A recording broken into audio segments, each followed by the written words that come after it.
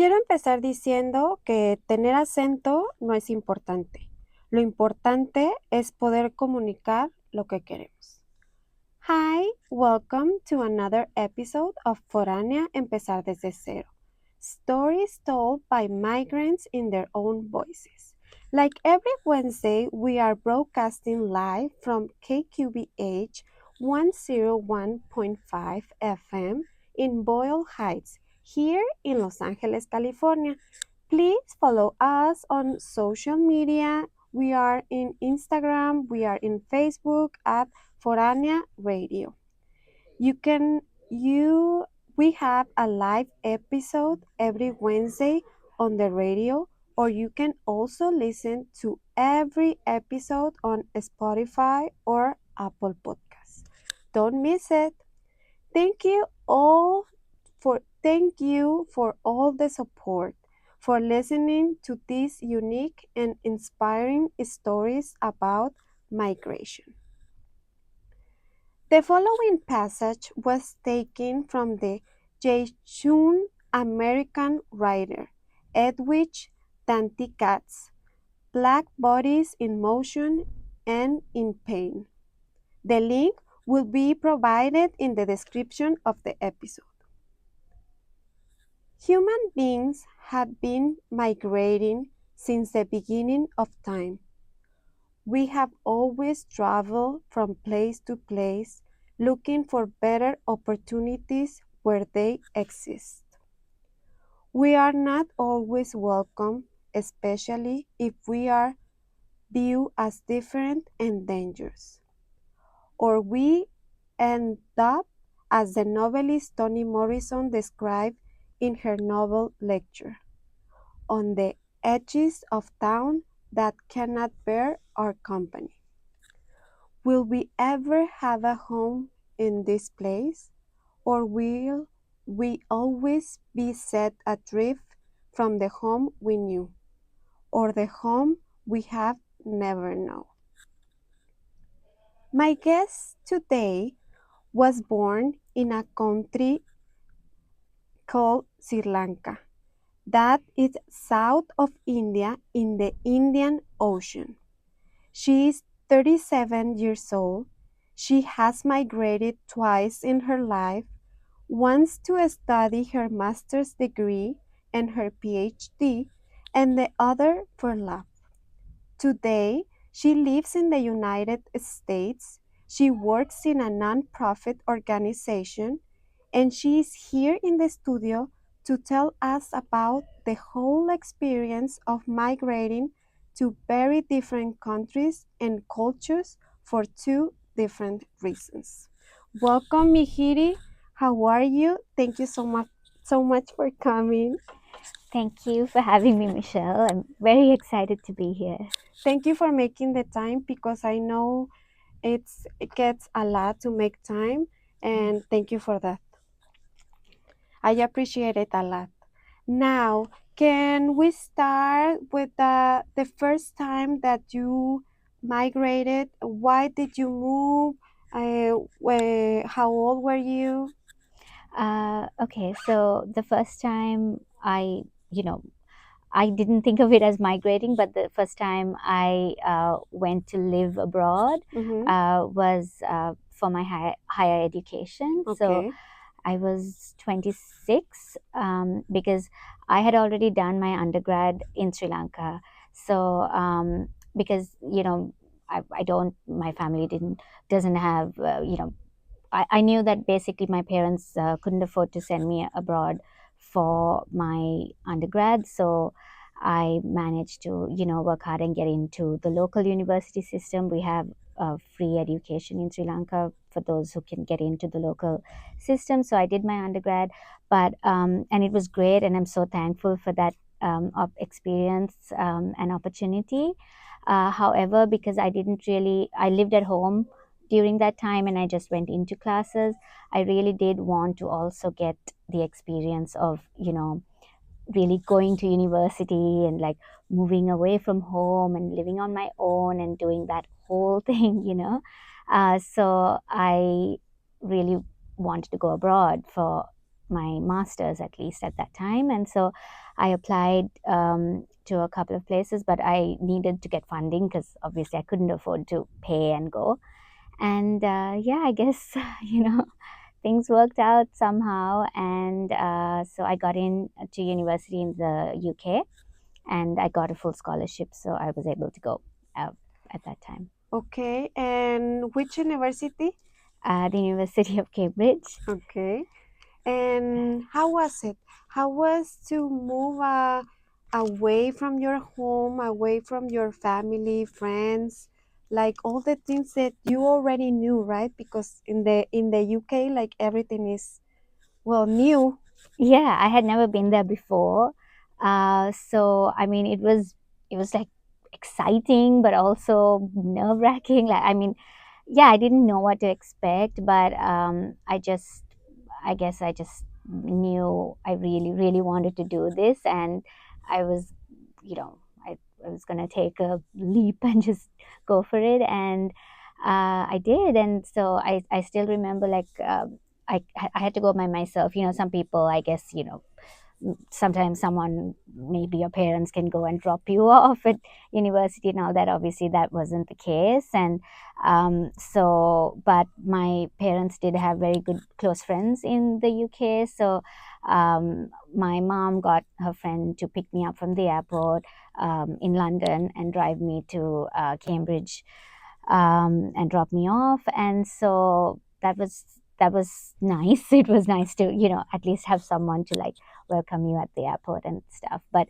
I still remember, though, once that, so in Sri Lanka we call everyone auntie and uncle. So once that auntie and uncle dropped me off and, you know, settled me into my university, I still remember, like, driving into Cambridge. It was like I was, I don't know, it felt like a magical place. I thought I was in like Harry Potter or something, because it's like kind of like it's beautiful old buildings, and it's like going back in time. And yeah, it really is somewhat of a fairy tale. So that was amazing. But at the same time, once they finally left and I was sitting alone in my dorm room, it just suddenly hit me, like, I am all alone in this new place and I do not know a single person.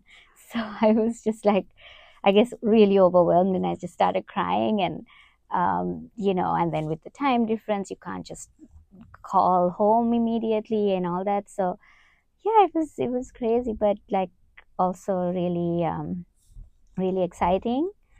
And at the that night, so there were all these freshers events and all that had been planned, so I knew about all that. So they do a lot to try and, you know, integrate the new students. So there was the common room and bar in the same building right downstairs. And so in the night, I looked in the mirror and I gave myself a pep talk for like half an hour to like work up the nerve to just go down and just talk to people and, like, you know, just, I guess, get to know people and not feel so alone. So Yeah, you have to push yourself a little bit, right? yeah, exactly. Yeah, and what happened? You start like making friends? What kind of friends do you have friends like from all parts of the world? How Yeah. was it? Oh my gosh, it was like, to this day, you know, that period is one of like the most, it's one of the most incredible experiences of my life. And so yeah, especially because you know, I was an international student, and I made friends from all around the world. And so that was amazing. And even now, like, the fact that, like, you know, most countries, if I have to go there suddenly for work or something, I'm like, oh wait, I know someone there from university. And so yeah, that making connections like that, it's really great. Yeah. Okay. And how was like the part of the family? Did you miss your family? Yes, like initially I did, because it was my first time moving away from home and living on my own. But to be honest, because initially I went only for my master's, so that it was quite short, because it wasn't even a full 12 months. So after, I think, like, within the first month, I was already like, okay, this is amazing. And yes, I mean, I miss my family, but it's fine. I can do this for a while because it was just fun. And and I even the part of just like living by myself and all that, it was I enjoyed that because I had always lived by myself, at home. Sorry, at home with my parents. Everything is done for you, like your meals are provided and everything's done. And here it's like I had to just figure it out. Like, of course, there was a cafeteria and all that, but still, apart from that, you still do have to. Oh my gosh, like, I couldn't eat only that food. I would have gone mad. So I needed to also have actual tasty food and stuff. So I had to figure it out, do my own groceries and laundry and figure everything out. And also, like I said, I was on scholarship, so my tuition was paid for and living expenses as well. But apart from that, like, I really wanted to still have more money to be able to do stuff, to enjoy myself, plus also travel home if possible and travel around. Because now that I was in Europe, I thought, I really should make use of that opportunity and try and travel to other countries in Europe and all that as well. So I just did every kind of job I could possibly do while studying. And because there's a certain number of hours that you can work on your visa, so I just tried to find whatever I could do to. And in travel in Europe is like easier because everything is like so close that you can go to Paris for the weekend. You Yeah, can go to, I don't know, Italy for the next weekend. yeah. Yeah. You can accept visa again. So that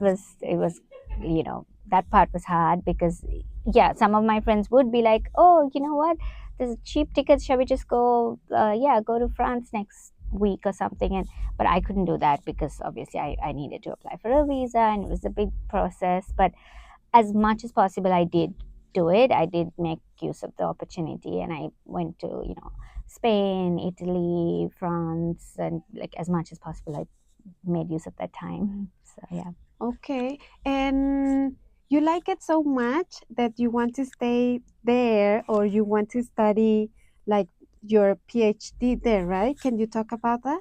Yeah, so initially, like I said, I only went for that 1 year. And anyway, because I was on scholarship, I definitely was planning on coming back, because part of it was also, to contribute more to your home country, which I really wanted to do because I have got so much from my country. So I did go back.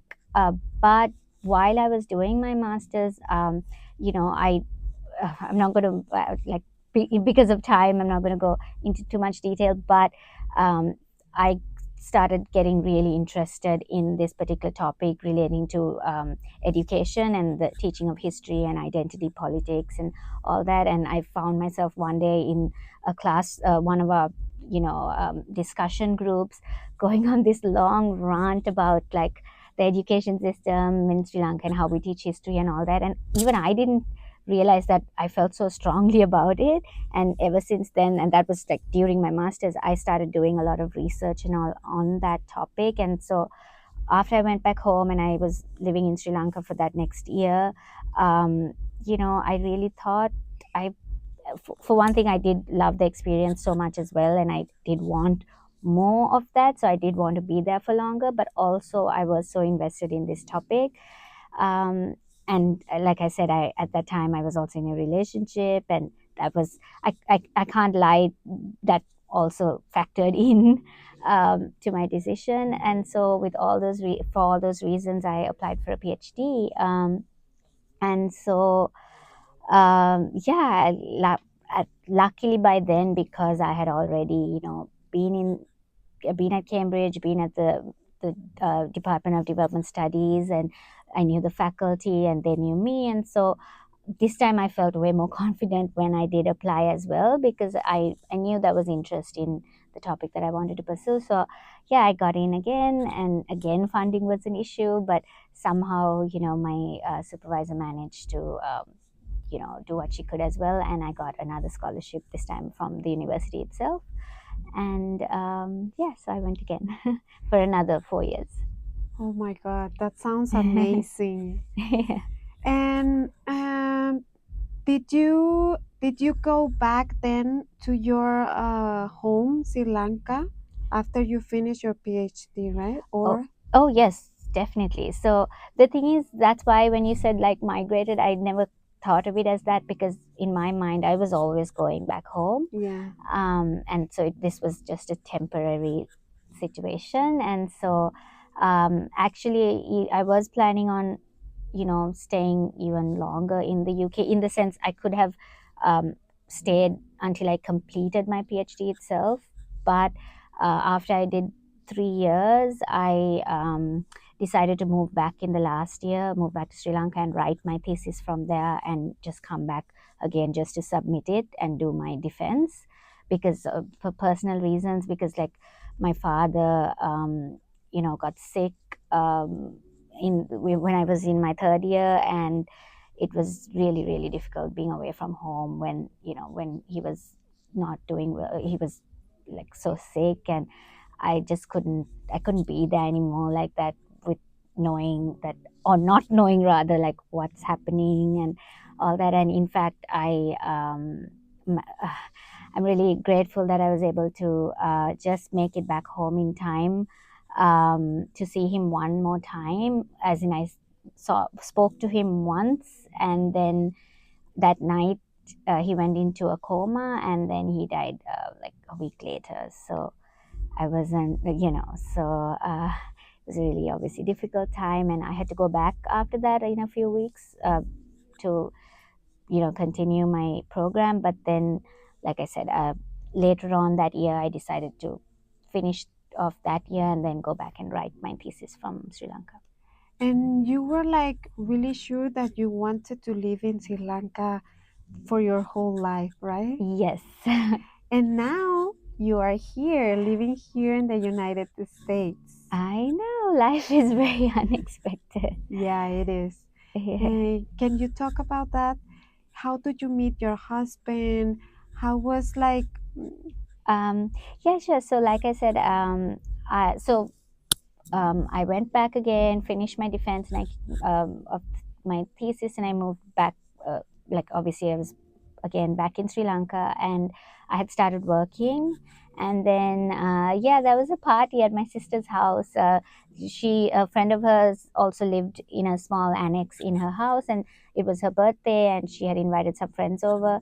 And I guess my husband, happened to be at that party, and my sister had seen him, and she had been like, this guy seems like a good fit for me. So, because, she knew at that time I was single. And so she called me and she was like, come to my house now. And I was like, no, I can't. I'm in my pajamas. I can't. I can't be bothered. And somehow, though, she convinced me, and I went. And yeah, we started talking. We like hit it off, like the entire night we ended up talking. And yeah, then we basically just started dating after that. So he was living in Sri Lanka at the time. oh, okay, Yeah. And so he's a US citizen, but his father is Sri Lankan and his mom is Cuban. okay. But at the time, like I said, when we met, he was living there. So we spoke about it on the second date itself. I asked him, I was like, what are your plans? Are you planning on going back? But he said no. He was at that time planning on living in Sri Lanka. So that's the only reason I even agreed to a third date, because at that point I was so fixed on being there and living in Sri Lanka, and I had always pictured myself raising my family there, having kids there. My sister has two kids who I absolutely love, and so I had always wanted to have my own kid, which I do now, and it's just the most incredible experience of my life. But yeah, I had always wanted them to grow up together, and that I just knew that that's what I wanted. So I wanted to date someone who also wanted that. And what happened when you guys decided that you wanted to live in the United States? How Um, would that happen? well, how that happened is, I guess, um, Devaka, when it's not that he didn't mean it when when I initially asked him and he said he wanted to live in Sri Lanka, but Yes. I think he was thinking more in terms of like a single person, single guy, and he didn't make a lot of money at that time either, but he was okay with that because it was just him, right? But when we started dating and we became our relationship kind of due to various factors were like was moved pretty fast, and we became quite serious, and we knew we wanted a future together and eventually a family and all that. And then I guess he also started realizing though that in that sense financially as well, like it wasn't going to be that sustainable to do what he was doing and live there and earn like that and all that. So we but I guess it really mainly the decision was made after we visited Sri Lanka, sorry, the US, just for so that I could meet his family and all that at the end of Oh. 2019. And Mhm. then on the way back home, we had one of our worst fights ever in the airport because he suddenly started telling me that he thinks we should move to the US. And yeah, so it was a very difficult time for in our relationship as well, because I really didn't know if I could do that.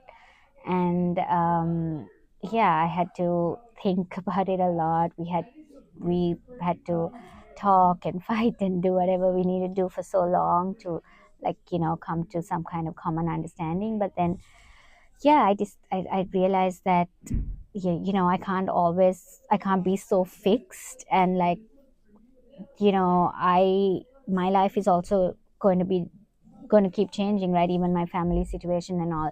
My niece and nephew, who I said I love so much, they're not always going to be like 2 and 5, and they're going to grow up too. And everyone's like, I have to also start thinking about my own life and like what I want. And so our feelings for each other were so strong, and I knew I wanted him.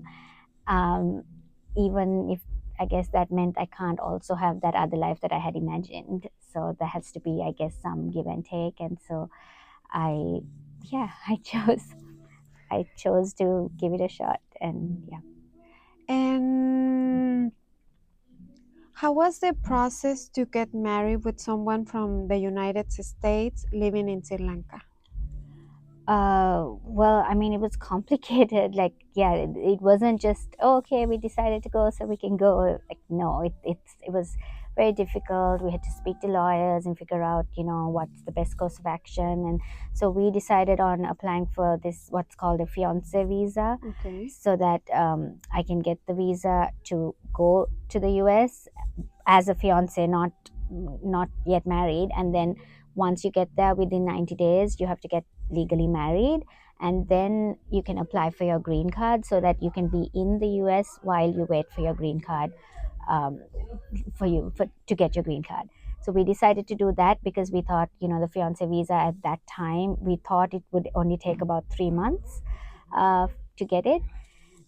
It ended up taking 11 months. That was before COVID?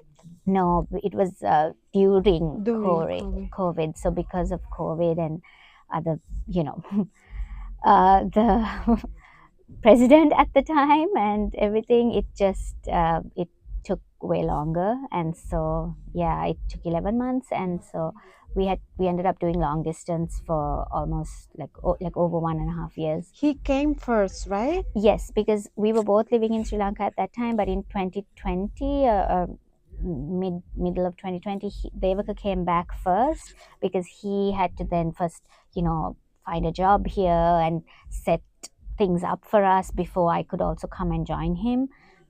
So yeah, he came first, and we ended up doing long distance for a long time. So yeah, that's And when you moved here to the United States, you already came once, right? For to know like the Becca's family. yeah, yeah, And but you when you come here and you live here, it's different, right? totally different. And how was it? Um, it was like it was very lonely. Like it's crazy because like when I went to the UK, I was actually all alone. I went totally by myself. But and this time I was actually coming to be with my husband, like partner. And so but it was more lonely because even the Evaka didn't. We moved to a new city. We moved to Sacramento at that time, and like even he had never lived there and all that. So we didn't know anyone, and it was really just like so hard to find a community and like make friends at that stage of life. Like it's not like being in a university environment where there are people all around, and this is like you're just two individuals. And uh, he was working at the time. Initially I wasn't even working because I didn't have a work permit. So for the first like 6 or almost 8 months I was just at home, and it was so like lonely, and just I missed my family so much. And you And have a job in Sri Lanka in a non-profit organization too? yes, at the time when Devak and I met and we were dating, I was working for a nonprofit called the Asia Foundation, and I absolutely loved my job. And I felt like I was doing well, I was enjoying what I was doing, but then, of course, I had to leave it and come, and then start again from here. Like once it was close to the time when I knew I was going to get my work permit. I just started applying for jobs. I applied for 70 jobs before I actually, got one. And it was really like obviously difficult and disheartening as well because, at that point I was just like, I knew I couldn't start at that same level that I was in and everything, but what can you do, right? So Yeah, you have to start again, right? yeah, you When have to you are start in again. another country, you have to think about that. Like, you have to push yourself to Hmm. start things, even when you already have it in your country. Here, you have to start Start again, again. Yeah. right? Yep. And You have to like prove yourself again. It's like, okay. yeah, it's like starting again. Yeah. And when you came, you stay here, you apply for jobs. And how was like the friends, like the personal life, like social life? How was it? Um, no, Or well, how is still? yeah. Well, now it's better, but even when I got a job, I mean, honestly my relationship was much better when I got a job, because before that I was so dependent on my husband, because it was like I didn't have anything to do during the day and all that. I would just wait for him to come back from work, and then when he came back I wanted him to just like spend all his time with me and all that, because I didn't have anything else. But that was much better once I started working, because then I was more independent, and I really love my current job, and so that was great. But unfortunately, because my current job is also remote, like the head office is in DC. Mm-hmm. That means that I have like these wonderful colleagues who I meet every day virtually, but I don't actually get to meet them in person and hang out with them on a like a personal basis and all that. So making friends was really hard. Luckily, through Devika's work, we did make a few friends, and they are wonderful, and we're so grateful that we at least got to know them. But it's different, like the community, like the social life and the sense of community and all that I'm used to is so different here. It's like you have to make plans like a month in advance to even meet up with a friend, whereas in Sri Lanka I'll just call up my best friend and be like, hey, I'm bored, like do you want to come over and watch a movie? And like it's just that spontaneity you can't really, it's not for many reasons you can't find that here. Even now, for example, in LA, for practical reasons, because it takes so long to get anywhere, so you can't really just spontaneously decide to just go, go hang out with a friend or something unless they happen to live very close by. Yeah, the same happened to me when I came from Mexico. I was used to it, to call my friends, hey, we can get a coffee or something, Mm. and we meet there and we stay there for like an hour, maybe two, and then everybody gets home again, go home again, and that was easy, right? You can get like the public transportation. Well, I Exactly. and to not worry about parking and everything. But here, here you have to call the person, you Hmm. have to schedule the time and the day like for 1 month in advance. Exactly. Yeah. Because of the distance, because everybody's working, Yeah. everybody has like their own lives, right? Exactly, everyone has, like, it's very, like, I find it to be like a really individualistic society, and I kind of understand why as well. But yeah, everyone has their own routine, their schedule, especially when you have kids and all that. It's so structured, and so yeah, there's no room for spontaneity in that Mm. kind of schedule. So yeah, I don't know, like, Yeah, it's one of the things it's that I miss from Mexico too. yeah. Yeah.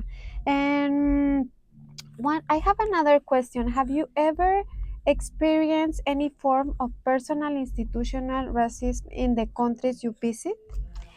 Well, so in no way do I mean, I definitely acknowledge that, obviously almost everyone, I think, like, who, especially who migrate, do face racism in different forms. Yeah. um, I have been fortunate enough that I don't think I've had any very bad experiences as such. But and it's also like, there are a lot of things that happen or people say and all that, which, yeah, like, they annoy me, or like, but I don't, for me, I kind of just look at the intention behind it, though.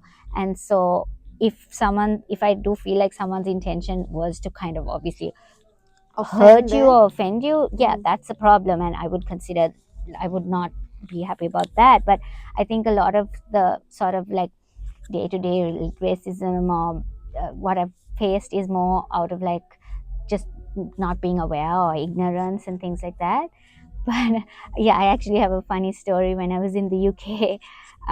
So like I said, I was on scholarship when I was doing my master's. So I was on a Commonwealth scholarship, and they had uh, a, a reception for the scholars at Cambridge, and the chief guest was at that time Prince Charles, who is now King Charles. Yes. And so yeah, I got to meet him, and that was really, like, great, like, amazing. I didn't think I would get a chance like that.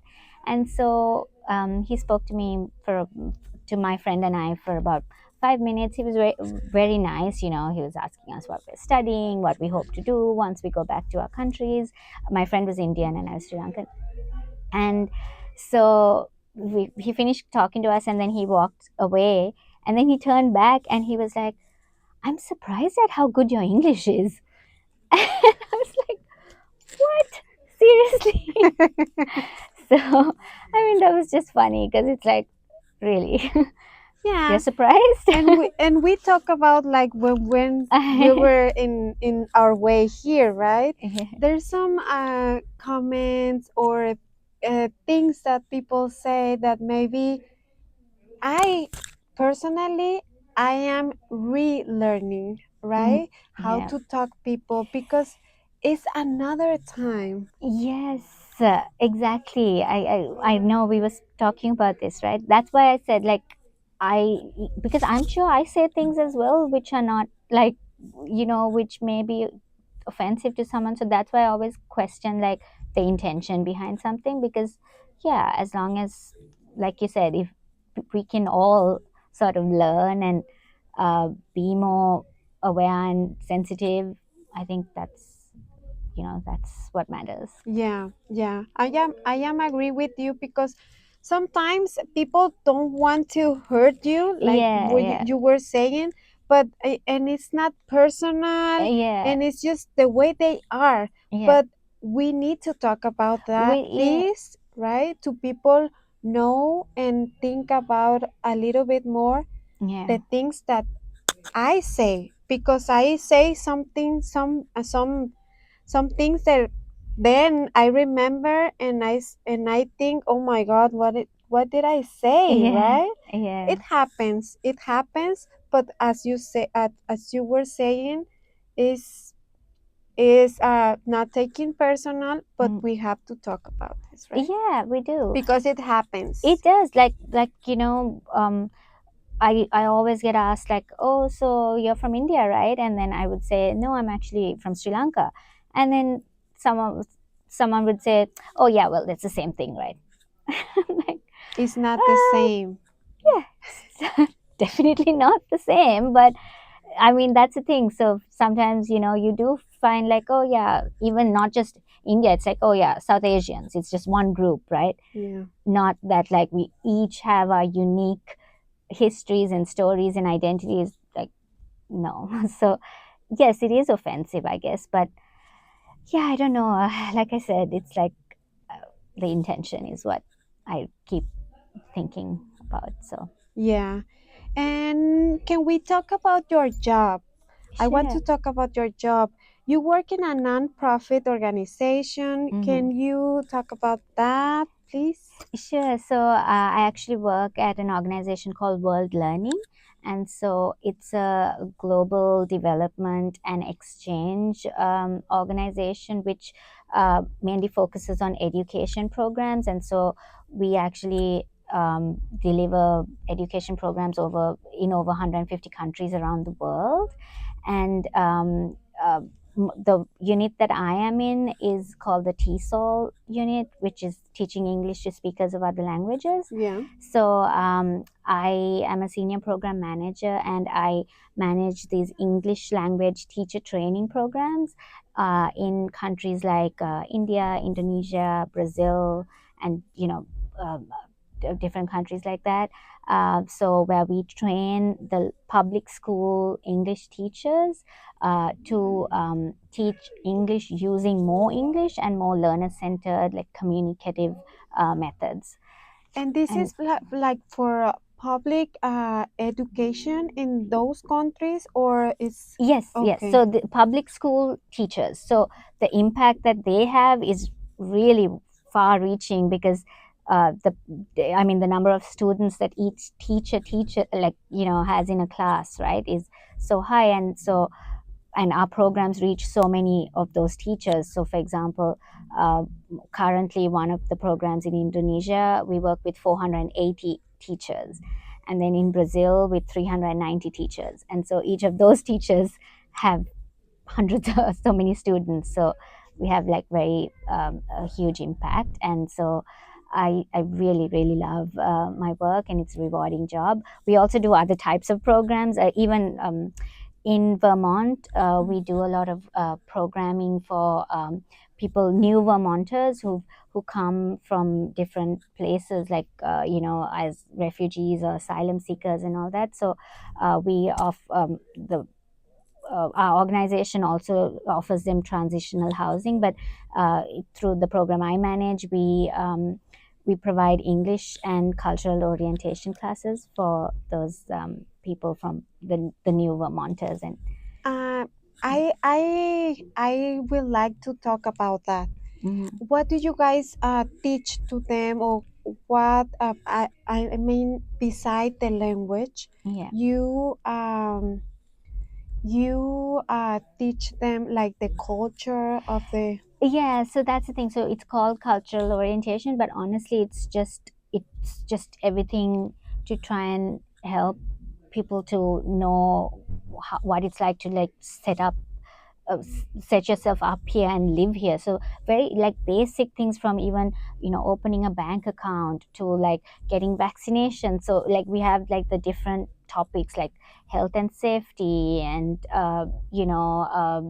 like I said, like finances, the household management, like the different topics like that.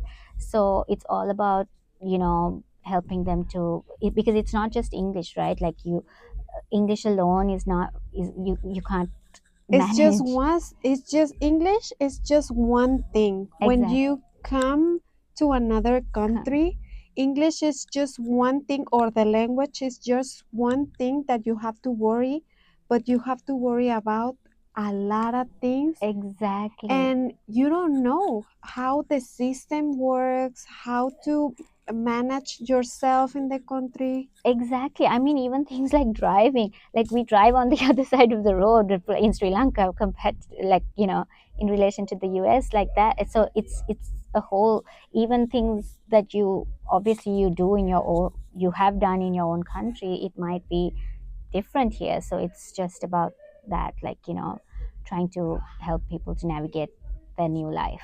When I get my license, it was like a challenge for me, right? Because Hmm. I did my test in English, and then I already drive in Mexico, but here is different because it's faster here, right? Yeah. And some rules are different, but it's almost the same. But it was hard. Somebody came with me. And because you need that moral support, no, to be Yes. there and to do the test in English and drive and everything. But Hmm. I did it, yeah, That's amazing. and Yeah. it feels It amazing. does, yeah. I mean, I got my license too, and yeah, it feels amazing. Even though my husband will tease me saying I got my license and then I never drove again, but that's because it's scary. The speeds here, I'm just not used to it. Yeah, So because in Sri Lanka, I was driving from like the age of 19, but here I'm just scared again. So yeah, I know many people who are scared to drive here in the United, yeah. and they do one thing. They don't drive in the freeway. They Mm, only do a street. that's me. Yeah, Okay. surface roads. Yeah. Yeah, you can get used to it that first, and then Yeah, you can move to the next step, yeah, right? I will. I'll try. When I was like start driving, my back, it was like all wet because I got so nervous to Yeah. drive. Oh my gosh. Yeah. So Totally know the yeah, feeling. Yeah. it happens. And we are almost finished, and but I would love you to say something to those who are going through a situation similar to yours. I mean, living in another country as a student and as a professional. Um.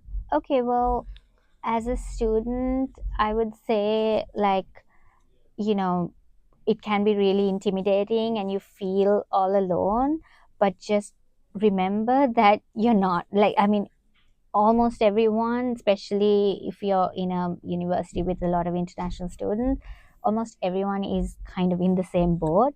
And so, even though it's daunting, like I said, I had to give myself a pep talk in the mirror.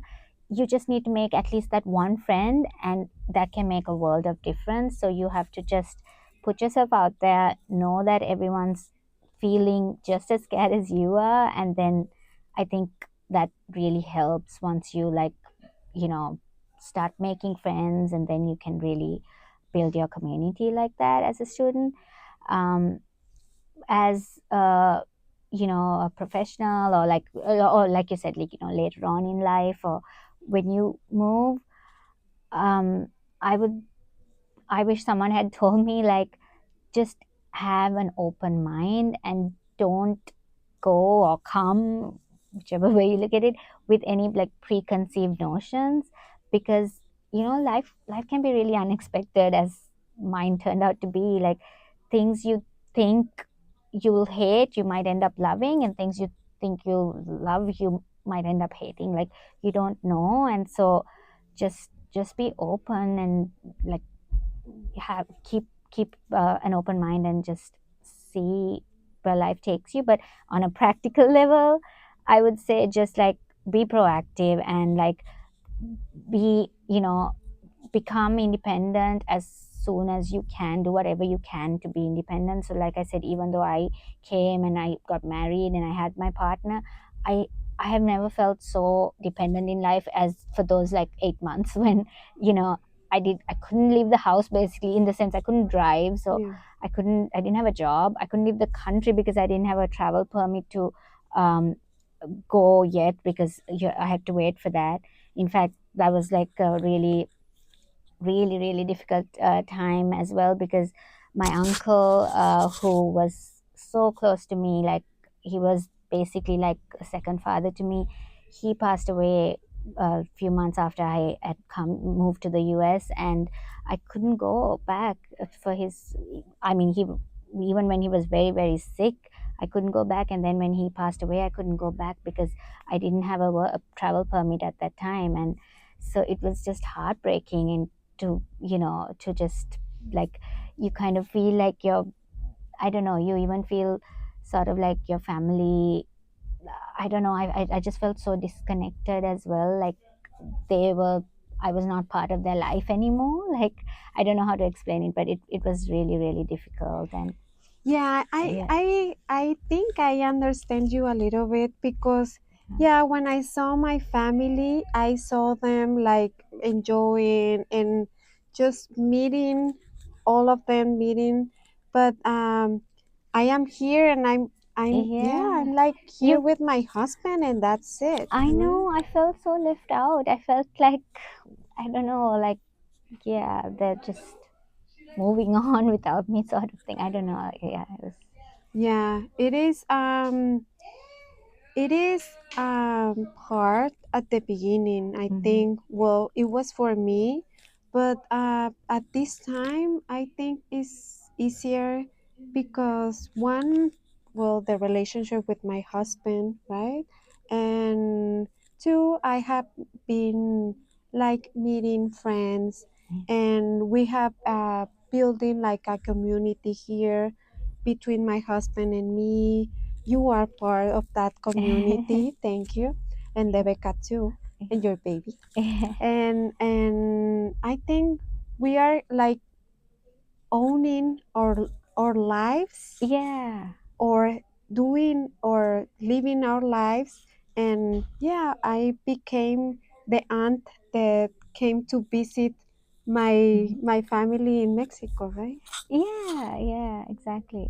I Yeah. mean, you do what you can, right? And I think, yeah, like you said, just, yeah, even on a practical level, like you have to do what you can to make your own life here. And so, And when you migrated, you have to uh, yeah, keep your mind open, right? Because mhm, you don't know what is going to happen. yeah, You don't know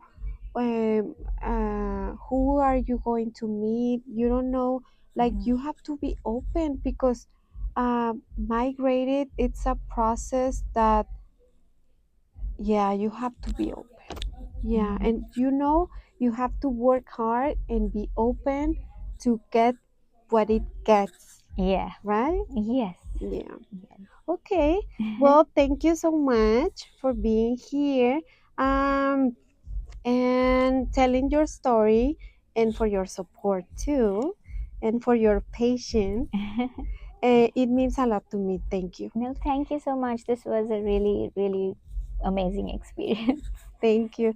And like every Wednesday, I ask my guests to choose two songs. Mihiri, which songs did you choose and why? Okay, so the first song I chose was Budapest by George Ezra. Okay. And it's because, like I said, when I was struggling with this decision of whether to move here or not for love, as you put it, um, I think I was kind of like singing it to myself, or like, I don't know, at some points I was, because if you look at the lyrics, Yeah. it is about like, kind of doing, leaving it all for someone. And so Devaka was my someone. And I guess I was like, yeah, what, like he's worth it, and like we are worth it. And so, um yeah, so I think I that was the song that I was just like listening to on repeat a lot during that time, to even like convince myself of that decision. Okay. And then the second song is Home by Phillips. And so that, yeah, because it says, I'm gonna make this place your home.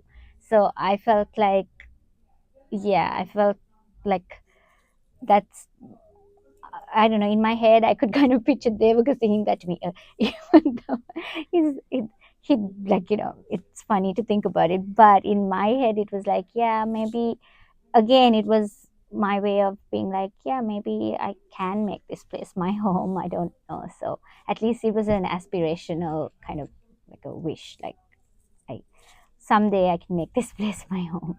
We have to, Mihiri, because we are here now, Hmm. right? Yeah. Okay. Well, thank you for that. We are going to listen those songs after a really after.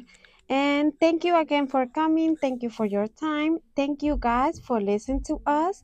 Remember that you can listen to all these songs on Foránea LA playlist in the Spotify profile. And also you can listen all the episodes there too. You can look us as Foránea Empezar desde Cero. Foránea also has a YouTube channel. We are on Facebook, we are on Instagram as Foránea Radio. If you like the content, please share. This was today's episode. Thank you. Thank you for listening to us. I am Michelle Bricio, and this was Foránea Empezar desde Cero. The stories told by migrants in their own voices. Bye.